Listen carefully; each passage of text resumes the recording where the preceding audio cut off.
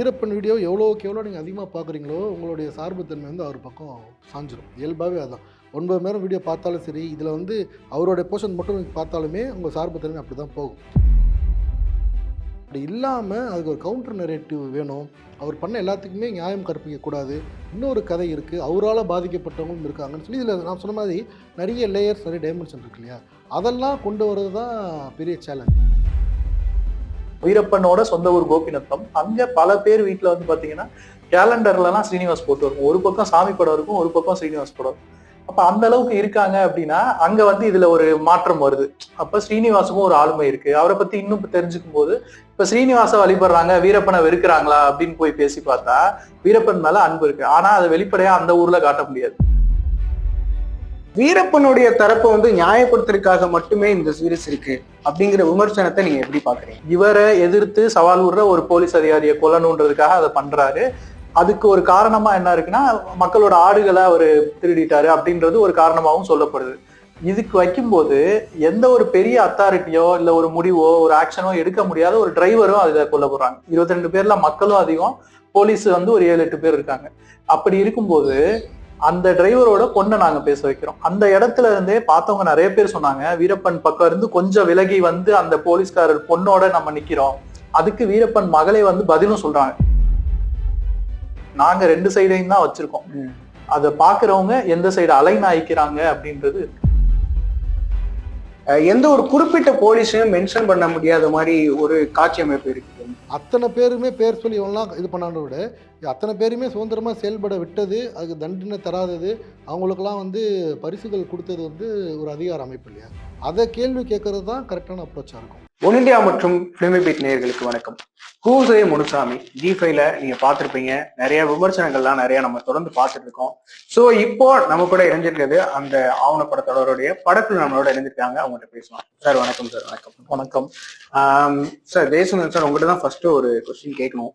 நிறைய வந்து நம்ம வீரப்பன் பத்தின தொடர்கள் டிவிலையுமே பார்த்துருக்கோம், சினிமாக்கள்லையும் பார்த்துருக்கோம். ஏன் திரும்பவும் ஒன்று எடுக்கணும் அப்படின்னு உங்களுக்கு ஒரு ஐடியா வந்தது? இது நீங்கள் பார்த்த எல்லாமே சொல்லப்பட்ட பார்வைகள் விதம் வந்து வேற ஒரு ஆங்கிள் தான் இருக்கும். பெரும்பாலும் கவர்மெண்ட் சைடில், போலீஸ் சைட்லேருந்து அப்படி தான் இருக்கும். ஆனால் அதை விட இதை சொல்லப்படாத ஒரு கதை இருக்குது. ஜென்ரலாகவே இந்த மாதிரியான இது ஒரு ராபின்ஹுட் டைப் ஆஃப் ஸ்டோரியாக தான் இதை பில்டப் பண்ணி வச்சுருக்காங்க இல்லையா? ஸோ அந்த ஒரு கதைக்கு வந்து போலீஸ் சொல்கிற வேர்ஷனை விட என்ன நடந்துச்சு, எல்லாத்துக்குமே இன்னொரு பக்கம் வந்து ரொம்ப முக்கியம். எல்லா கதைக்கும் லைஃப் எல்லாத்துக்குமே இன்னொரு பக்கம் ரொம்ப முக்கியம். அப்படி அதோட இன்னொரு பக்கமாக இருக்கிறது நிறைய மர்மங்கள் நிறைஞ்ச, சொல்லப்படாத, எக்ஸ்ப்ளோர் பண்ணப்படாத பக்கங்கள். அதெல்லாம் வெளியே வருது அப்படின்றது தான் இதோட இன்றைய தேவை. இது ஆவணப்படத்தோட நோக்கமும் அதுதான். சார், இப்போ நீங்க பாத்தீங்கன்னா, இப்போ வசந்த் சார், நீங்க வந்து கிரியேட்டரா ரைட்டரா ஒர்க் பண்ணிருக்கீங்க. ஸோ இதுல வந்து இப்போ சொல்லப்படாத கதை வந்து நிறைய இருக்கு அப்படிங்கிறத மென்ஷன் பண்றீங்க. ஆனா திரும்ப திரும்ப எடுக்கப்பட்டதுதான். இப்போ இதுல இப்போ இவ்வளவு பெரிய தொடர் எடுத்துமே வந்து இதுல சொல்ல முடியாத காட்சிகள் நிறைய இருக்கும். அப்படியும் விடுபட்ட காட்சிகள் ஏதாவது இருக்குதா? இருக்கு, இன்னும் நிறைய இருக்கு. இப்ப நீங்க சொன்னீங்க இல்லையா, பல படங்கள் எடுக்கப்பட்டிருக்குன்ட்டு. அந்த படங்கள்ல வர்ற வீரப்பன் பாத்திரங்களை நீங்க பாருங்க. பார்த்துட்டு இதுல வீரப்பனே பேசுறாரு. அதை பாத்தீங்கன்னா பெரிய வித்தியாசம் இருக்கும். அதாவது நான் சொல்றது ஒரு பாடி லாங்குவேஜா, அவர் பேசுற விதத்துல இருந்து எல்லா விதத்துலயும். ஏன்னா அந்த அளவுதான் வீரப்பன் வந்து அந்த படங்கள் எடுத்த அந்த டைம்ல வெளிவந்த செய்திகள் வந்து அந்த அளவுதான். ஆனா இதுல வந்து வீரப்பனே பேசுறார். வீரப்பனை வந்து இன்னும் முழுசா தெரிஞ்சுக்கிறோம். எங்களுக்கே இது வந்து முதல் முறை அந்த பேட்டியெல்லாம் பார்க்கும்போது பல ஆச்சரியங்கள் அதுல இருந்தது. மக்கள் இப்ப அந்த ஆச்சரியங்களை வந்து உணர்றாங்க. இது ஒரு பக்கம். இதுல நாங்க காட்ட முடியாம விடப்பட்ட காட்சிகள்னா நோக்கத்துக்காக இல்ல ஏதாவது பெரிய காரணத்துக்காக விடப்பட்ட காட்சிகள் அப்படின்றது ஒண்ணும் இல்லை. ஏன்னா எல்லாமே கிரியேட்டிவா இது இருந்தா நல்லா இருக்கும், இது வந்து தேவையில்லை அப்படின்றதுதான். இதுல காட்டப்பட்ட சம்பவங்கள் எல்லாமே பாத்தீங்கன்னா அவரோட வாழ்க்கையை அடுத்த கட்டத்துக்கு நகர்த்தினதா இருக்கும். ஏன்னா ஏகப்பட்ட சின்ன சின்ன குற்றங்கள் நடந்திருக்கு, பல கொலைகள் நடந்திருக்கு. அதுல நிறைய விஷயங்களை ஸ்கிப் பண்ணிட்டு எதுக்கு வரோம் அப்படின்னா, முக்கியமான கட்டங்கள் இப்போ சாம்பிள் தான். இப்போ பல சம்பவங்களுக்கு ஒரு சாம்பிள் அதுல இருக்கும். அந்த சம்பவம் தான் வந்து மெயினா அவர் வாழ்க்கைய அடுத்த கட்ட ப்ராக்ரஷனுக்கு கொண்டு போயிருக்கும். அப்படிதான் நாங்க தேர்ந்தெடுத்தோம். சார், ரைட்டர் அண்ட் கிரியேட்டர் அவங்க 2 பேருக்குமே வந்து ஒரு பெரிய சிக்கல் வந்து இதுல இருந்திருக்கும். என்ன அப்படின்னா, வீரப்பனுடைய கதை எல்லாருக்குமே தெரிஞ்சதுதான். பல இது நம்ம ஏற்கனவே பார்த்தோம்னா நிறைய பார்த்துருக்கோம். ஸோ இதுல வந்து சொல்லாத விஷயங்கள சொல்ல போறோம் அப்படிங்கறத நீங்க திரும்ப குறிப்பிடுறது. அதுல முக்கியமான ஒரு விஷயமா இவருடைய டேப்ஸ் நிறைய இருந்தது, அது மூலமா நம்ம இருந்தது. அப்படியும் தாண்டி உங்களுக்கு வேற என்ன சிக்கல் இருந்தது புதுசா சொல்லணும் அப்படிங்கிற போது? இதுல சிக்கல் இல்ல, வாய்ப்பு தான் இருந்தது எங்களுக்கு புதுசா சொல்றது. ஏன் ஏன் வாய்ப்பு அப்படின்னு சொல்றேன்னா, அந்த அளவுக்கு விஷயங்கள் இருக்கு. ஒண்ணு வந்து பாத்தீங்கன்னா, அந்த முதல் பேட்டி வந்து 9 மணி நேரம். அதுல வீரப்பன் வந்து தான் பிறந்ததுல இருந்து ஏர்லி லைஃப்ல என்ன நடந்தது, எதனால அந்த முதல் குற்றம் நடந்தது, முதல் கொலை எதனால நடந்தது, எல்லாத்தையும் விரிவா சொல்றாரு. அதெல்லாம் காட்டக்கூடிய வாய்ப்பு வந்து இதுல இருக்கு. அதுவும் இப்ப இருக்கிற இந்த டாக்யூ சீரிஸ்ன்ற ஃபார்மேட்டு, நமக்கு கிடைச்சிருக்கிற G5 அப்படின்ற ஓடிடி தளம், இதெல்லாம் இருக்கும்போது அதை முழுமையா காட்டுறோம். அதை மட்டுமே நாங்க காட்டல. இப்ப வீரப்பன் ஒரு விஷயம் சொல்றாருன்னா தன்னை நியாயப்படுத்திக்குவாரு. அது இருக்கதான் செய்யும் எல்லா மனிதருக்குள்ளேயும். அப்ப அவர் சொல்ற விஷயங்களுக்கு வேற வேர்ஷன்ஸ், அதை உறுதிப்படுத்துறோம். அதுல சம்பந்தப்பட்டவர்கள் இருந்தா அவங்கள்ட்ட பேசி உறுதிப்படுத்தி அதுவுமே இருக்கும். நீங்க ஒரு உதாரணத்துக்கு பார்க்கலாம். ஆடுகள் வந்து திருடப்பட்டது அப்படின்ற ஒரு சம்பவம் வருது இல்லையா, அதுல வீரப்பன் 1000 ஆடுன்னு பாரு. இன்னைக்கு அந்த ஊர்ல வாழ்ற இன்னொருத்தர், அதோட க்ளோஸா அசோசியேட்டான ஒருத்தர், அவரும் அதே 1000 சொல்லுவார். இது மாதிரி பல சம்பவங்களை நாங்க உறுதிப்படுத்தியிருக்கோம். அதனால இதை சிக்கலா பார்க்கல, வாய்ப்பா பார்த்தோம். டேப்ஸ், வீடியோ டேப்ஸை தாண்டி இன்னும் பல விஷயங்கள் இந்த சீரீஸ்ல இருக்கு. நீங்க ஆடியோ டேப்ஸ் வந்து ரொம்ப முக்கியமானதா நான் பாக்குறேன். அதுல வீரப்பனுடைய மனநிலை வந்து இன்னும் விரிவா வெளிப்பட்டிருக்கு. இது சேலஞ்சுனா ஒரே விஷயம்தான். இப்போ வீரப்பன் வீடியோ தான் இதோட யூஎஸ்பி. நமக்கு கிடைச்ச கோல்டுன்றப்போ, பெரும்பாலும் அதை வந்து யூஸ் பண்ணுறது தான் நம்ம பார்ப்போம். ஆனால் வீரப்பன் வீடியோ எவ்வளோக்கு எவ்வளோ நீங்கள் அதிகமாக பார்க்குறீங்களோ, உங்களுடைய சார்புத்தன்மை வந்து அவர் பக்கம் சாஞ்சிரும். இயல்பாகவே அதுதான். 9 மணி நேரம் வீடியோ பார்த்தாலும் சரி, இதில் வந்து அவருடைய போர்ஷன் மட்டும் நீங்க பார்த்தாலுமே உங்கள் சார்புத்தன்மை அப்படி தான் போகும். பட் அப்படி இல்லாமல் அதுக்கு ஒரு கவுண்டர் நரேட்டிவ் வேணும். அவர் பண்ண எல்லாத்துக்குமே நியாயம் கற்பிக்கக்கூடாது. இன்னொரு கதை இருக்குது, அவரால் பாதிக்கப்பட்டவங்களும் இருக்காங்கன்னு சொல்லி இதில் நான் சொன்ன மாதிரி நிறைய லேயர்ஸ், நிறைய டைமென்ஷன் இருக்கு இல்லையா? அதெல்லாம் கொண்டு வர்றது தான் பெரிய சேலஞ்ச். ஏன்னா கிரவுண்டில் போகும்போது நம்ம ஒன்று நினச்சிட்டு போவோம், அங்கே வந்து வேறு மாதிரி ஒன்று இருக்கும். ஸோ நம்ம நம்ம நினச்சதையே தான் கொண்டு வரணும் அப்படின்னு நினச்சி இறங்குனா ஆவணப்படம் வந்து அது ஒரு நோக்கத்தில் தோத்துரும். அது என்னென்ன மாற்றங்களை கொண்டு வருதோ அது எல்லாத்துக்குமே உள்ளே எடுத்துக்க தயாரான ஒரு தேடலோடு தான் உள்ளே போகணும். அது என்ன முடிவு நோக்கி போதோ அது அது வழியில் நம்ம பயணிக்கணும். இதுதான் பெரிய சேலஞ்சு. இது முன்முடிவுகள் இல்லாமல் இந்த கதையை, இந்த ஒட்டுமொத்த களத்தை அணுகுனது தான் பெரிய சேலஞ்ச் எங்களுக்கு. கண்டிப்பா சார், நீங்க சொல்ற மாதிரி இது உங்களுக்கு ஒரு வாய்ப்பா இருந்திருக்குன்னு தான் வந்து ஒரு புரிய வேண்டிய ஒரு விஷயமா இருக்கு. இன்னொரு விஷயம் என்ன அப்படின்னா, நீங்க கண்டிப்பா ஒரு 2-3 வருஷங்களுக்கு மேல ரிசர்ச் பண்ணிருப்பீங்க. ஸோ அப்படி ரிசர்ச் பண்ணும்போது வந்து நீங்க இங்க இருந்து கிரியேட்டரா வந்து ஒர்க் பண்ணிட்டு ஃபீல்டுக்கு போகும்போது கண்டிப்பா மாறுபட்ட விஷயங்கள் நிறைய பார்த்துருப்பீங்க. அந்த மாதிரியான விஷயங்கள் ஏதாவது குறிப்பிட முடியுமா? நிறைய விஷயங்கள் இருந்தது. அதுல முதல் இது வந்து இப்ப நம்ம வீரப்பன் அவருடைய பேட்டியை பாக்குறோம் அப்படின்னு வைங்களேன், அதுல வந்து ஸ்ரீனிவாஸ் அப்படின்றது ஒரு முக்கியமான பாத்திரம். அதுக்கு முன்னாடி வரைக்கும் எங்களுக்கு என்னன்னா, பல ஆபீசர்கள் அவரை பிடிக்க முயற்சி பண்ணியிருக்காங்க. அதுல ஒருத்தர் இந்த ஸ்ரீனிவாஸ் அப்படின்ற அளவுலதான் இருந்தது. ஆனா நம்ம அவருடைய வேர்ஷன் வீரப்பன் சொல்லும்போது வீரப்பனுக்கு ஸ்ரீனிவாஸ் மேல பெரிய கோபம் இருந்தது. அதனாலதான் அந்த கொலை வந்து வெறுமனே சுடாம கழுத்தை அறுத்து தனியா கொண்டு போய் வைக்கிற அளவுக்கு இருந்திருக்கு.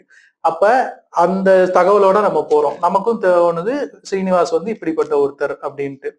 அப்போ அங்க ஃபீல்டுக்கு போகும்போது ஸ்ரீனிவாச வந்து ரொம்ப மதிக்கிற, கிட்டத்தட்ட வழிபடுற மக்கள் வந்து நிறைய பேர் இருந்தாங்க. அதுவும் வீரப்பனோட சொந்த ஊர் கோபிநத்தம். அங்க பல பேர் வீட்டுல வந்து பாத்தீங்கன்னா கேலண்டர்ல எல்லாம் ஸ்ரீனிவாஸ் போட்டு இருக்கும். ஒரு பக்கம் சாமி படம் இருக்கும், ஒரு பக்கம் ஸ்ரீனிவாஸ் படம். அப்ப அந்த அளவுக்கு இருக்காங்க அப்படின்னா அங்க வந்து இதுல ஒரு மாற்றம் வருது. அப்ப ஸ்ரீனிவாசுக்கும் ஒரு ஆளுமை இருக்கு. அவரை பத்தி இன்னும் தெரிஞ்சுக்கும் போது ஒரு சிறந்த IFS ஆபீசரா இருந்திருக்காரு. கவர்மெண்டால வெளிநாடுகளுக்கு அனுப்பி வைக்கப்பட்டிருக்காரு. அங்க உள்ள பலரோட ரீஹாபிலேஷனுக்கு அவர் வந்து ஹெல்ப் பண்ணிருக்காரு. இந்த மாதிரி எல்லாம் நடந்திருக்கு. அப்ப இது ஒரு நிலைப்பாடா? அதோட நிக்க முடியாது. திரும்ப இன்னும் வந்து விசாரிச்சு பார்த்தா ஸ்ரீனிவாசுக்கு இவரை பிடிக்கிறது ஒரு முக்கியமான நோக்கம். அவருக்கு இன்னொரு கோபமும் இருந்திருக்கிறதா சொல்றாங்க. என்னன்னா, இவர் தப்பிச்ச முதல் முறை வீரப்பன் தப்பிக்கிறனாலதான் அவர் வந்து டிரான்ஸ்பர் ஆகுது அப்படி. இதெல்லாமே சீரீஸ்ல விரிவா இருக்கும். அப்ப அந்த கோபமும் இருக்கு. அப்ப எப்படியாவது பிடிக்கணும்ன்றாங்க. அவர் ஒரு ஸ்ட்ராட்டஜியா கூட மக்கள் முன்னாடி இப்படி நடந்திருக்கலான்ற அந்த ஒரு பாயிண்ட் ஆஃப் வியூ இருக்கு. இப்ப ஸ்ரீனிவாச வழிபடுறாங்க, வீரப்பனை வெறுக்கிறாங்களா அப்படின்னு போய் பேசி பார்த்தா வீரப்பன் மேல அன்பு இருக்கு. ஆனா அது வெளிப்படையா அந்த ஊர்ல காட்ட முடியாது. ஏன்னா அது கர்நாடக அரசு அவங்க வந்து அது வீரப்பன் ஊரா இருக்கிறத நினைவுபடுத்த விரும்பல. அந்த ஊர் வந்து வீரப்பன் ஊருன்றதை விட அது ஸ்ரீனிவாசன் ஒரு ஆபீசர் இருந்து தொண்டு செய்த ஊரா அவங்க காட்டுறாங்க. எல்லா இடத்துலயும் அதுக்கான அடையாளம். இப்படி மாறி மாறி மாறி மாறி வரும். அதுதான் நம்ம எக்ஸாம்பிள் தான் இப்ப விரும்மாண்டி சொல்றோம், ரோஷமான எஃபெக்ட் சொல்றோம். அந்த மாதிரிதான் இதுவும் நடந்தது. அந்த எஃபெக்ட மக்களுக்கும் கடத்த முயற்சி பண்ணியிருக்கோம். Okay sir. ராம் சார், எடிட்டரா நீங்க வந்து ஒரு பெரிய ஒர்க் பண்ணிருக்கீங்க. எப்படி வந்து எங்கேஜா அந்த விஷுவல்ஸ் வச்சு எங்கேஜா பண்ண முடியும் அப்படிங்கறத வந்து அந்த சீரிஸ் நாங்க பார்க்கும்போது தெரிஞ்சது. ஸோ இதுல உங்களுக்கு வந்து ஒரு பெரிய ஒரு விஷயம் இருந்திருக்கும், என்ன அப்படின்னா இது வந்து ஒரு மீடியா எடுத்த ஒரு டாக்குமெண்ட்ரியாவும் இருந்துடக்கூடாது, இன்னொரு பக்கம் சினிமாட்டிக்காவும் இருந்துடக்கூடாது. ஸோ அது ரெண்டுக்கும் நடுவுல நீங்க ரொம்ப அழகா வந்து அதை கொண்டு போயிருக்கீங்க. ஸோ அதுக்கு அதை எப்படி அந்த இதுக்குள்ள நீங்க அந்த பேத்தை கரெக்டா கண்டுபிடிச்சீங்க? நம்ம ஹெல்ப் தான் பண்ணுறோம். ஏன்னா ஆல்ரெடி டிசைட் ஸ்கிரிப்டாவோ இன்டர்வியூவாவோ எல்லாமே டிசைட் பண்ணிவிட்டு நம்ம அதுக்கு என்ன பண்ணணுமோ அதை தான், அந்த வேலையை தான் நம்ம செய்கிறோம். ஸோ ரைட்டர்ஸாக இருக்கட்டும், முன்னாடி இருந்தே அதை டிசைட் பண்ணியிருப்பாங்க இப்படி வேணும் அப்படின்னு சொல்லிட்டு. அதை சார்ந்து தான் கொஸ்டின் கேட்கப்படுது, அதை சார்ந்து தான் ஆன்சர் வரும்போதே இது எங்கே வைக்கலாம் அப்படின்றது கொண்டு டிசைட் ஆகிடுது. அது மட்டும் இல்லாமல் இங்கே இருக்கிறவங்களும் சினிமா சார்ந்தவங்க தான், வெறும் மீடியாலேருந்து மட்டும் வரல. ஸோ சினிமா சார்ந்ததுனால என்ன ஆகுதுன்னா இயல்பாகவே எங்களுக்கு அது வந்துடும், அந்த சினிமாட்டிக்கான ஃபீல் வந்து இயல்பாகவே வர ஆரம்பிச்சிடும். கண்டிப்பா சார், உங்க ஒர்க் ஆக்சுவலா எல்லாருக்குமே ரொம்ப பிடிச்சது. இப்போ ரொம்ப விறுவிறுப்பா போகுது அப்படிங்கிறது வந்து நிறைய பேருடைய விமர்சனம் பார்க்க முடியுது. அதுக்கு உங்க உழைப்பு முக்கியமான ஒரு காரணம். சார் இப்போ வசந்த் சார், இப்போ இன்னொரு கொஸ்டின் என்ன அப்படின்னா, நீங்க நிறைய விமர்சனங்கள் சோசியல் மீடியால எழுதுனதை பார்த்திருப்பீங்க, நிறைய பேர் ரிவ்யூ கொடுத்ததையும் பார்த்திருப்பீங்க. வீரப்பனுடைய தரப்பை வந்து நியாயப்படுத்துறதுக்காக மட்டுமே இந்த சீரிஸ் இருக்கு அப்படிங்கிற விமர்சனத்தை நீங்க எப்படி பாக்குறீங்க? அது விமர்சனமா இருந்தா ஜெயும் நானும் பேசுவோம். விமர்சனம் வைக்கிறது கண்டிப்பா அவங்களோட பார்வை, அவங்க அதை டீப்பா நம்ப போய் தான் அந்த விமர்சனத்தை வைக்கிறாங்க. அதை நாங்க நிராகரிக்கலாம் முடியாது, இக்னோர் பண்ண முடியாது. அதே நேரம் எங்கள்கிட்ட ஒரு பதிலா அதுக்கு ஒரு ரெஸ்பான்ஸா என்னன்னு கேட்டீங்கன்னா, இதுல முதல் 2 எபிசோடு நீங்க பாத்தீங்கன்னா வீரப்பன் ஒரு ஹீரோவா நம்ம மனசுல பதிவாயிட்டே வருவார். 3வது எபிசோட்ல ஒரு போலீஸ்காரர் அந்த பாலார் பிளாஸ்ட்ல வந்து கன்னி வெடி தாக்குதல் நடத்துறாரு. இவரை எதிர்த்து சவால் விடுற ஒரு போலீஸ் அதிகாரியை கொல்லணுன்றதுக்காக அதை பண்றாரு. அதுக்கு ஒரு காரணமா என்ன இருக்குன்னா, மக்களோட ஆடுகளை அவர் திருடிட்டாரு அப்படின்றது ஒரு காரணமாகவும் சொல்லப்படுது. இதுக்கு வைக்கும்போது எந்த ஒரு பெரிய அத்தாரிட்டியோ இல்ல ஒரு முடிவோ ஒரு ஆக்ஷனோ எடுக்க முடியாத ஒரு டிரைவரும் அதுல கொல்லப்படுறாங்க. 22 பேர்ல மக்களும் அதிகம், போலீஸ் வந்து ஒரு 7-8 பேர் இருக்காங்க. அப்படி இருக்கும்போது அந்த டிரைவரோட பொண்ணை நாங்க பேச வைக்கிறோம். அந்த இடத்துல இருந்தே பார்த்தவங்க நிறைய பேர் சொன்னாங்க, வீரப்பன் பக்கம் இருந்து கொஞ்சம் விலகி வந்து அந்த போலீஸ்காரர் பொண்ணோட நம்ம நிக்கிறோம். அதுக்கு வீரப்பன் மகளே வந்து பதிலும் சொல்றாங்க. இது நம்ம சீரீஸ்ல பாத்தீங்கன்னா ரொம்ப பேசப்படுற ஒரு பகுதியா. இன்னும் அடுத்தடுத்த எபிசோடு வருது, 5th எபிசோட்லாம் பாத்தீங்கன்னா இன்னும் வீரப்பன் அவர்கள் செய்த கொலைகளும் அதுல வந்து வருது. அதுக்கான காரணங்கள் சொல்றாரு. பட் நம்ம அதை எப்படி எடுத்துக்கிறோம் அப்படின்றது இருக்கு. நாங்க 2 சைடையும் தான் வச்சிருக்கோம். அதை பாக்குறவங்க எந்த சைடு அலைன் ஆயிக்கிறாங்க அப்படின்றது இருக்கு. ஜெயசந்திரன் சார், உங்களுக்கு ஒரு கொஸ்டின் என்கிட்ட இருக்கு. என்ன அப்படின்னா, போலீஸ்காரங்களை பத்தி நீங்க நிறைய ஃபுல்லா சொல்லியிருக்கீங்க போலீஸ் சைட்ல இருந்து. ஸோ போலீஸ் சைட்ல இருந்து சொல்லப்பட்டதுல விக்டிம்ஸ் எல்லாருமே வந்து போலீஸ் போலீஸ் போலீஸ் அப்படின்னு மட்டும்தான் சொல்றாங்க. ஏன் வந்து எந்த ஒரு குறிப்பிட்ட போலீஸையும் மென்ஷன் பண்ண முடியாத மாதிரி ஒரு காட்சி அமைப்பு இருக்குதுன்னு தெரிஞ்சுக்கலாமா சார்? அது இந்த எல்லாமே ஒரு சிஸ்டம் தானே. குற்றவாளி வந்து அந்த அதிகாரம் அப்படின்ற ஒரு விஷயமா தவிர அதை செயல்படுத்துகிற ஆட்கள்லாம் வெறுமனே சின்ன டூல்ஸ் தான். அந்த அதிகாரம் வந்து ஒரு இடத்துல குவிக்கப்பட்டிருக்கு, அது வந்து கட்டற்ற சுதந்திரத்தை கொடுக்குது, அதோட விளைவுகள் தான் இதெல்லாம்ன்ற போது, இப்போது அந்த பெண்களை வந்து பாலியல் துன்புறுத்துறவங்க பல பேர் இருப்பான். அத்தனை பேருமே பேர் சொல்லி இவன்லாம் இது பண்ணாத விட, அத்தனை பேருமே சுதந்திரமாக செயல்பட விட்டது, அதுக்கு தண்டனை தராதது, அவங்களுக்கெல்லாம் வந்து பரிசுகள் கொடுத்தது வந்து ஒரு அதிகார அமைப்பு இல்லையா? அதை கேள்வி கேட்கறது தான் கரெக்டான அப்ரோச்சாக இருக்கும். ஸோ நம்ம ஜஸ்ட் ஒரு ஆள் தப்பு பண்ணான்னு சொல்லிட்டு அதை சுருக்கிறத விட, இத்தனை பேர் தப்பு பண்ண இந்த அமைப்பு அனுமதிச்சிருக்கு அப்படின்றது தான் கரெக்டான பார்வை. ஸோ அதை தெளிவுபடுத்துறதுக்காகவே மட்டும்தான் போலீஸ் தரப்புன்னு பொதுவா குறிப்பிடப்பட்டிருக்குதுன்னு சொல்றீங்க? போலீஸ் தரப்பு நம்ம குறிப்பிடல, மக்கள் குறிப்பிடுறது எல்லாருமே. எஸ்டிஎஃப்ன்றது அவங்க ஆரம்பிச்ச ஒரு ஒரு கூட்டான ஒரு அதிரடி படை. எஸ்டிஎஃப் தான் பண்ணி, எஸ்டிஎஃப்ல வந்து இன்னைக்கு ஒருத்தர் பண்ணியிருப்பாங்க, நாளைக்கு அவன் ட்ரான்ஸ்ஃபர் ஆகி போயிருந்தா அங்கே வர இன்னொரு ஆளும் அதை பண்ணியிருப்பான். ஸோ வந்து குற்றவாளி வந்து அந்த மனிதர்கள் கிடையாது, அந்த அமைப்பு கொடுக்குற ஒரு சுதந்திரம் இருக்கு இல்லையா? அது வந்து ஒரு ரூமில் மக்கள் அடிச்சு என்ன வேணால் பண்ணிக்கலாம் அப்படின்னு சொல்கிறாங்கல்ல, அதுதான் குற்றச்சாட்டு. ஐ மீன் அந்த விசாரணைக்குள்ளே ஏற்றி நிப்பாட்ட வேண்டியது அந்த அமைப்பு தானே தவிர இண்டிவிஜுவல்ஸே கிடையாது. இண்டிவிஜுவல்ஸ் அது ஒரு சின்ன ஒரு பார்ட், அவ்வளோதான். சார், கண்டிப்பா வந்து இப்போ நீங்க இந்த சீரிஸ் எடுத்ததுக்கு முன்னாடி ஒரு நோக்கம் வந்து உங்களுக்கு இருந்திருக்கும். ஸோ மக்கள் வந்து இந்த விஷயத்த வீரப்பன் மூலமா புரிஞ்சுக்கணும், இந்த சீரிஸ்ல புரிஞ்சுக்கணும், அப்படி என்ன விஷயங்கள் நீங்க குறிப்பிடுவீங்க மக்கள் இதை பார்த்து புரிஞ்சுக்க வேண்டிய விஷயமா? அது இது ஆரம்பத்தில் இதோட வேலைகள் ஆரம்பிக்கும் போதும் சரி, நடுவுலையும் எல்லாத்துலேயுமே என்னன்னா, இது வந்து இந்த மக்கள் ஒரு பிரச்சனை இருக்கு இல்லையா, அதுதான் பேசா பொருளாக இருந்தது இத்தனை வருஷமாக. அதுதான் ஆரம்பத்தில் அது பேசு பொருளாக இருந்துச்சு ஒரு கட்டத்தில். பட் ஆனால் அதுக்கான எந்த வகையான சொல்யூஷனுமே கிடைக்கலன்றது ரொம்ப அன்ஃபார்ச்சுனேட்டான ஒரு விஷயம் வைங்களேன். ஸோ வீரப்பன் பேசுகிற வீடியோஸ்ன்றது ஒரு நெரேட்டிவ் டூல் தான். அது மூலமாக நாங்கள் சொல்ல நினச்சது என்னென்னா, இப்படிலாம் ஒருத்தர் உருவானார். இந்த காரணங்களாலலாம் கொலைகள் பண்ணாரு, யானை தந்தம் கடத்தினாரு, சந்தன கட்ட ஓட்டுனாரு, இதெல்லாம் பண்ணாரு. அதிகாரிகள கொன்னாரு. அதனால இப்படி மக்கள் பாதிக்கப்பட்டாங்க. அந்த பேர்ல அதிரடிப்படை வந்து ஒரு மிகப்பெரிய வேட்டையாடுச்சு. இதோட விளைவா வந்து இன்ஃபார்மர்லாம் உருவாக்கப்பட்டாங்க. அவங்களும் வீரப்பனால பாதிக்கப்பட்டாங்க. கா போலீஸாலயும் பாதிக்கப்பட்டாங்க. இத நிப்பாட்டுறதுக்கு ஒரு முயற்சியா சரண்டர் பேச்சுவார்த்தை நடந்துச்சு. அதுவும் சில அரசியல் காரணங்களால முட்டுக்கட்டை போடப்பட்டுச்சு. அப்படின்றது தான் இதோட ஒட்டுமொத்த கிராஃப். இந்த ஸ்ட்ரக்சர பார்த்தீங்கன்னா, இப்படி தான் இருக்குமே தவிர, இது சொல்ல நெனச்சது வந்து இந்த மக்களுடைய ப்ளைட் தான். அவங்க பட்ட வலிகள் தான். இந்த வீரப்பன் பெயரால தான அது முத்திரை குத்தப்படுது. இப்ப இந்த கதை வந்து இதுவரைக்கும் பார்த்தீங்கன்னா, இந்த போலீஸ் சைடு, வீரப்பன் சைடு இல்லாம எல்லாமே ஒரு ஒரு செஸ் கேம் மாரி. இப்ப வீரப்பன் ஒண்ணு பண்ணிட்டாரு, போலீஸ் ஒண்ணு பண்ணிட்டாங்க. இப்படிதான் ஆரம்பத்துலேருந்தே இப்படிதான் ரொம்ப கவனமா கட்டமைக்கப்பட்டிருக்கு. வீரப்பன் 4 பேர கொன்ட்டாருன்னா, போலீஸ் இத்தன பேர கொன்ட்டாங்கன்ட்டு செய்தி வரும். அப்படி போலீஸ் கொன்னதுல பல பேர் வந்து வீரப்பன் ஆட்களா இருக்கணும்னு அவசியம் இல்ல. பொதுமக்களையே கொன்னு அந்த மாரி ட்ரெஸ் மாத்திலாம் கூட போட்டுருக்காங்க. So neck to neck game போயிட்டு இருக்குன்ற மாரி தான் போலீஸ் வெர்சஸ் வீரப்பன் அப்படிதான் கட்டமைக்கப்பட்டுச்சு. பட் இது அப்படி கிடையாது. இது வந்து போலீஸ் அண்ட் வீரப்பன் வெர்சஸ் அங்க இருந்த மக்கள் அப்படின்றது தான் நம்ம சொல்ல நினைச்ச நரேட்டிவ். சார், நம்ம ஆக்சுவலா சீரீஸ்ல பார்க்கும்போது ஒரு பாதிக்கு மேல வரும்போதே வந்து நிறைய ட்ராமாட்டிக்கான எக்ஸ்பீரியன்ஸ் மக்கள் விக்டிம்ஸ் அனுபவிச்சதெல்லாம் பார்த்தோம்.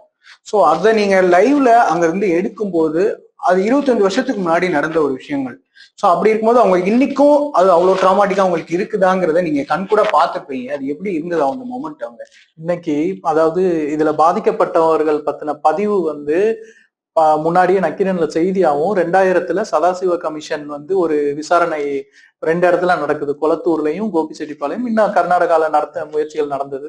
இப்ப அங்கெல்லாம் வந்து மக்கள் பதிவு பண்ணியிருக்காங்க. இப்ப அவங்கள எதிர்த்து அந்த லிஸ்ட் எடுத்து நம்ம சந்திக்கலாம் அப்படின்னு முயற்சி பண்றோம். போனா எல்லாருமே நீங்க சொன்னதுதான், 20 வருஷம் ஆச்சு. அவங்க வந்து அழுகிறதெல்லாம் அழுது முடிச்சுட்டாங்க. எல்லாம் அவங்கவுங்க லைஃப்ல இருக்காங்க. இப்ப நம்ம போய் பார்க்கும்போது நம்ம திடீர்னு ஒரு ஆவணப்படம் எடுக்க போறோம் அப்படின்றதுக்காக அந்த 20 வருஷத்துக்கு முன்னாடி போய் நின்று அவங்க சொல்லி அழணுன்ற அவசியமோ அதனால அவங்களுக்கு ஏற்பட போற நன்மைகளோ எதுவும் இல்லை. ஆனா இன்னும் ஒரு விஷயம் என்ன இருக்குன்னா, அவங்க எல்லாருக்குள்ளயும் ஒரு ஆதங்கம் இருக்கு, ஸ்ட்ராங்கா இருக்கு. இவ்வளவு கஷ்டப்பட்டோம், எங்களுக்கு இவ்வளவு தண்டனை கிடைச்சது, செஞ்சவங்களுக்கு ஒரு தண்டனையும் கிடைக்கலையே. அதாவது இழப்பீடு கேட்கறது ஒரு பக்கம். ஏன்னா அரசு இது இந்த சம்பவம் தான் அவங்க வாழ்க்கையை புரட்டி போட்டிருக்கு. இல்லைன்னா அவங்க வாழ்க்கைய யோசிச்சு பாருங்க. இதெல்லாம் நார்மலா இருந்திருந்தா அவங்க எங்கெங்கயோ போயிருக்கவங்களா இருப்பாங்க. அப்ப இதெல்லாம் மொத்த வாழ்க்கையை மாத்தும் போது இழப்பீடு அதெல்லாம் வேற ஒரு விஷயம். அதை தாண்டி இதெல்லாம் செஞ்சவங்க வந்து நல்லா தானே இருக்கிறாங்க, அவங்களுக்கு பரிசுகள் கிடைச்சிருக்கு, இதெல்லாம் இருக்குன்ற அந்த ஆதங்கம் இருக்கு. அந்த ஆதங்கம் தான் இப்ப எங்களுக்கு வந்து இப்ப நக்கீரன் ரிப்போர்ட்டர்ஸ் டீம் வந்து ரொம்ப சுபுசார் ஜீவத்தாரு அவங்களோட கூட போகும்போது ஒரு நம்பிக்கை வருது. நம்ம பேசும்போது இது என்ன பதிவு பண்ண போறோம், ஏன்னா அவங்களுக்கு வந்து ஒரு சலிப்பு இருக்கு.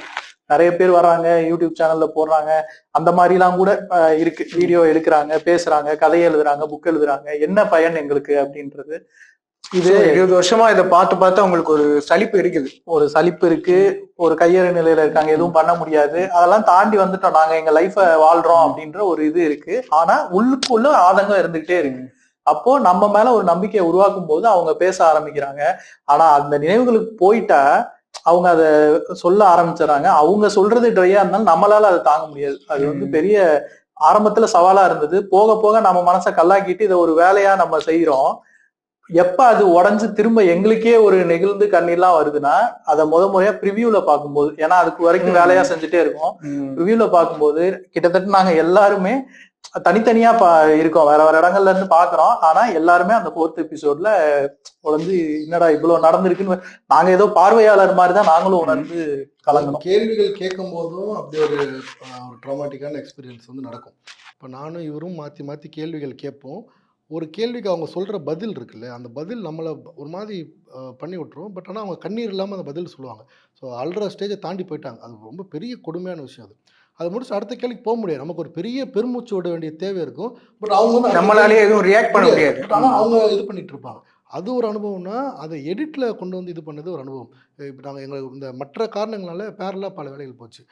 இப்போ ஒரு சைடில் ஷூட் போயிட்டு இருந்துச்சு, இவங்களாம் ஷூட்டில் இருப்பாங்க, நானும் ராம உட்காந்து எடிட் பண்ணிட்டு இருப்போம். அப்போது இந்த ஒரு எபிசோட் முடிச்சுட்டு ஒவ்வொரு எபிசோடையும் முடிச்சுட்டு எங்களுக்குள்ள ஒரு லிங்க் அனுப்பிச்சு பார்த்துக்கிட்டு டிஸ்கஷன் போகும். 4வது எபிசோட் மட்டும் முடிச்சுட்டு லிங்க்ல போட்டு போவோம். ஆனால் 2 பேருமே அந்த எபிசோடை பார்க்கவும் மாட்டோம், அதை பற்றி டிஸ்கஸ் பண்ண மாட்டோம். அவ்வளோ தெம்பு இருக்காது. ஒரு வாட்டி முடிச்சுட்டு போயிட்டா 2 நாளுக்கு அப்புறம் தான் அதை தொட முடியுமே தவிர, மறுபடியும் அதுக்கு நீங்கள் வரவே முடியாது. அது ஏதோ ஒரு வகையில் அதில் மோகன்குமார் ஒருத்தர் சொல்லுவார், அந்த அவங்க பட்ட கஷ்டங்கள்லாம் நீங்கள் கேட்டிங்கன்னா, சில நாள் சாப்பிட முடியாது, சில நாள் தூங்க முடியாதுன்னுவாரு. அது வந்து ரொம்ப நிஜம். பட் ஆனால் நாங்கள் எங்களோட இதை எப்படி பார்க்குறோன்னா, எங்களுக்கே அப்படின்னா, அப்போ அதை அனுபவிச்ச, இன்னும் அந்த வலிக்கு எந்தவித ஒரு நிவாரணமும் கிடைக்காத, ஆறுதலும் கிடைக்காத மக்களுடைய பெயினுக்கு முன்னாடி இது என்ன பெரிய மேட்டரா அப்படின்ற மாதிரி தான் எங்களுக்கு இருக்கும். ராம் சார், நீங்க வந்து இதை எடிட் பண்ணும்போது பார்த்துப்பீங்க. ஸோ இதை வந்து ஒரு நம்ம கரெக்டான ஒரு லீனியர்ல வைக்கல அப்படின்னா வந்துட்டு கண்டிப்பா இது வந்து ஒரு அனுதாபத்தை கிரியேட் பண்ற ஒரு இது மாதிரி ஆயிரும். ஆனா இங்க வந்து ஒரு வரலாறு நம்ம பதிவு பண்றோம்.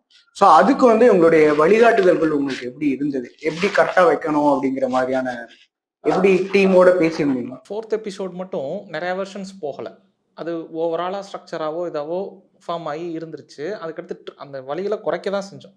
இவ்வளோ லென்த்து வேண்டாம், இவ்வளோ, ஏன்னா அதுதான் இந்த 6 எபிசோட்லேயே லென்த் அதிகமாக இருந்த எபிசோடு வந்து அந்த எபிசோடு தான். இப்போயும் அதான் இருக்குது. ஆனால் இதை விட அதிகமாக இருந்தது. ஸோ அதை குறைச்சி தான் வந்தது. ஸோ அதான் அந்த வழிகள் இருந்துச்சு. ஓகே, இதை மட்டும் பேசிட்டு போகலை. அது அந்த சதாசிவம் கமிஷன் அந்த டேர்ன் ஓவர் ஆகும்போது தான் ஓகே, இந்த இந்த இந்த விஷயத்தை பற்றி என்ன மக்களுக்கு அதை விட பெரிய விஷயம் என்னன்னா, அந்த கொடுமைகளை விட அவங்களுக்கு எந்த நீதியும் கிடைக்கல, நிவாரணமும் கிடைக்கல அப்படின்றது. அது முடிக்கும் போது அதை விட அது ஒரு பெரிய பெயினாக இருக்கும். சார், இப்போ உங்களுக்கு ஷூட்டிங்ல நிறைய டிஃபிகல்டிஸ் இருந்திருக்கும். ஏன்னா மலை மேலே எடுக்கணும், ட்ரைபாட் இல்லாம நிறைய எடுத்தீங்கன்னு நாங்கள் கேள்விப்பட்டோம். ஸோ அந்த என்னென்ன சிக்கல்கள், சவால்கள்லாம் அந்த நேரத்துல இருந்தது? இதுல நம்ம ஷூட் பண்ணியிருக்கிற இந்த ஃபிக்ஷன் பார்ட் இருக்கு இல்லையா, அதுல ஷூட் பண்ணியிருக்கிறது எல்லாமே உண்மையா வீரப்பன் அவர்கள் அந்த காலத்துல வந்து போன இடங்கள், அந்த மலைப்பகுதியில தான் ஷூட் பண்ணியிருக்கோம். இப்ப அது வந்து ஏன்னா சினிமா ரெகுலரா எடுக்கிற காடுகள் வந்து இப்ப அதோட தன்மையை இழந்து இதா இருக்கு. பிளஸ் ஆவணப்படம் அப்படிங்கும் போது அதோட உண்மை வந்து இன்னும் அதிகமா இருக்கணும், டீப்பா இருக்கணும் அப்படின்றதுக்காக அந்த இடங்களை தேர்வு செஞ்சு போனோம். ஷூட்டிங்ல ஏகப்பட்ட சவால்கள் இருந்தது. அது பெர்மிஷன் காடு அப்படிங்கிறதுனால பெர்மிஷன்ல இருந்தே பல விஷயங்கள் வந்து சவாலா இருந்தது. அதை தாண்டி அங்க உருவாக்குறதுக்கு ஒரு கேமராவை தூக்கிட்டு போறதுல இருந்து நடிகர்கள் அங்க கொண்டு போய் நிறுத்துறதுல இருந்து அந்த சவாலை ரொம்ப நல்லா எதிர்கொண்டது டிஓபி ராஜ்குமார். அவர் வந்து கிட்டத்தட்ட நீங்க கேள்விப்படுவீங்க, எல்லா இதுலயும் கேமராவை தோல்ல தூக்கிட்டு அவர் டீமே வந்து கடுமையா வேலை செஞ்சாங்க. டைரக்டர் சரத்தும் அதுக்கேற்ற மாதிரி 2 பேரும் இணைஞ்சு அதை பண்ணாங்க. அந்த சேலஞ்சுனா ஈவன் கம்யூனிகேட் பண்ணிக்க கூட முடியாது எங்களால. அங்க போன் நெட்வொர்க் இருக்காது, வாக்கியுமே ஒரு லிமிடெட் அக்சஸ் தான் இருக்கும். பல சவால்கள் இருந்தது. ஆனா அது எல்லாத்தையும் ரொம்ப சொல்லி நம்ம உண்மையா சவாலா இருந்தது. ஆனா அதெல்லாமே நாங்க இந்த நோக்கத்துக்காக தான் பண்ணோம் போது அதுதான் அடிப்படை தேவையா பார்ப்போம். சார், இப்போ ஃபர்ஸ்ட் சீசன் முடிஞ்சிருக்குது. அடுத்த சீசன்ல நாங்க என்ன எதிர்பார்க்கலாம்?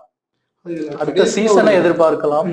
அது கடைசியில் சில விஷயங்கள்லாம் கோடிட்டு காட்டுவாங்க. ஒரு ட்ரெய்லர் மாதிரி வருது இல்லையா, அவர் லைஃப்பில் ஓரளவுக்கு தெரிஞ்சவங்களுக்கு தெரியும். இதுக்கப்புறம் தான் அவருடைய இந்த குற்றவியல் வாழ்க்கை இருக்குல்ல, அதோட பீக் வந்து அங்கே தான் போச்சு. ஸோ அது எல்லாத்தையுமே எதிர்பார்க்கலாம். அவ்வளோதான், அதுதான். சார், கடைசியாக ஒரு கேள்வி. வீரப்பன் சொன்னாலே வந்து மக்கள் எல்லாருக்குமே வர்ற ஒரே கேள்வி இது ஒண்ணுதான், அவர் ஹீரோவா அவர் வில்லனா அப்படிங்கிற கேள்விதான். ஸோ எல்லா சீரீஸ், எல்லா படம் எதுவா இருந்தாலும் சரி, ஒண்ணு இந்த எக்ஸ்ட்ரீமுக்கு கொஞ்சம் இங்க நிறுத்தியது, இல்ல இந்த எக்ஸ்ட்ரீமுக்கு இங்க நிறுத்தியது. நம்ம எதை சொல்ல விரும்புறீங்க? நீங்க எதை சொல்ல விரும்புறீங்க? இப்போ நீங்க 6 எபிசோட் பார்த்துட்டீங்கல்ல, உங்களுக்கு வீரப்பன் ஹீரோவா தெரிஞ்சாரா வில்லனா தெரிஞ்சாரா? இல்ல, நான் உங்க சைடு தான் கேட்கிறேன். எல்லாத்தையும் முன்னாடி வச்சுட்டோம். அதை பார்த்து அசஸ் பண்ணிக்கிற அலைநாயிக்கிறது இண்டிவிஜுவல்ஸை பொறுத்து மாறும். உங்களுக்கு எப்படி நான் தெரிஞ்சுக்கிறேன். எனக்கும் அப்படிதான். இப்போ இந்த எக்ஸ்ட்ரீமுக்கும் நடுவில் தான் நிறுத்திக்கிற மாதிரி இருக்கு, இந்த எக்ஸ்ட்ரீமுக்கும் நடுவில் நிறுத்திக்கிற மாதிரி தான் இருக்கு. அதுதான் இன்டென்ஷன். அதுதான் தவறுகளையும் சொல்லணும், அவர் பண்ண நல்லது இருந்தா அதையும் சொல்லணும். அவ்வளவுதான். நம்ம ஸ்டாண்ட் எடுத்துக்கூடாதே தவிர அந்த சம்பவங்கள் அதோட உண்மைத்தன்மைக்கு ஏற்ற மாதிரி ஆடியன்ஸ்ட போய் சேரட்டும்ன்றதான் இன்டென்ஷன். ஹீரோவாவும் வில்லனாவும் இல்லாம அவர் வந்து ஒரு முக்கியமான பர்சனாலிட்டி, இன்ட்ரெஸ்டிங்கான பர்சனாலிட்டி, முக்கியமான பர்சனாலிட்டி, அதுதான் சொல்லணும். ஓகே சார், ரொம்ப நன்றி. நிறைய விஷயங்கள் பகிர்ந்து கொண்டு தொடர்ந்து பேசுறேன். தேங்க்யூ.